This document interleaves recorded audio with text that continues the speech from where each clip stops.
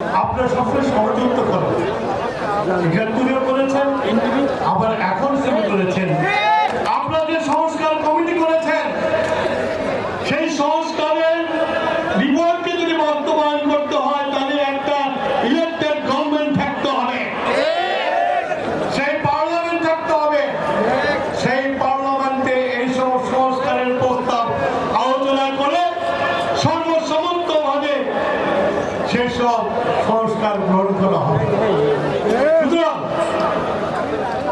আপনাদের ইউনিয়ন পরিষদের নির্বাচন বলে চিল্লাচ্ছেন, একটা দল চিল্লাচ্ছে আগে স্থানীয় সরকারের নির্বাচন, পরে জাতীয় নির্বাচন। আপনারা সবসময় সহযোগিতা করেন, গ্রেপ্তারিও করেছেন, আবার এখন সেমি করেছেন যে স্থানীয় সরকার নির্বাচন আগে করতে হবে। স্থানীয় সরকার নির্বাচন অর্থ আওয়ামী লীগকে আবার ঢুকে নিয়ে আসে। এই নির্বাচনকে কেন্দ্র করে গ্রামে গ্রামে মহল্লায় মহল্লায় যেসব মহিলা আওয়ামী লীগ আছে, জানের বয়ে পালায় আছে, জনগণ কিল থাপ্পড় দিয়ে বলে স্থানীয় সরকার নির্বাচন করা অর্থেই মহল্লায় মহল্লায় ভাগাভাগি, ওয়ার্ডে ওয়ার্ডে ভাগাভাগি, তার মধ্যে আওয়ামী লীগ ঢুকে পড়বে। আর এই ইউনিয়ন পরিষদের নির্বাচন করতে লাগবে 2 বছর। তার অর্থ আপনারা চান ইন্টিরিম গভর্নমেন্ট, অন্তর্বর্তী সরকার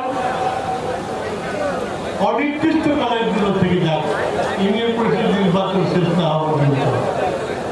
এটি হবে না।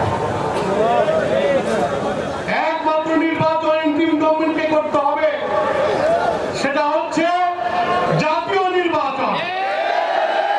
জাতীয় নির্বাচনের পরে স্থানীয় সরকার নির্বাচন, কারণ এই জন্যই করতে হবে।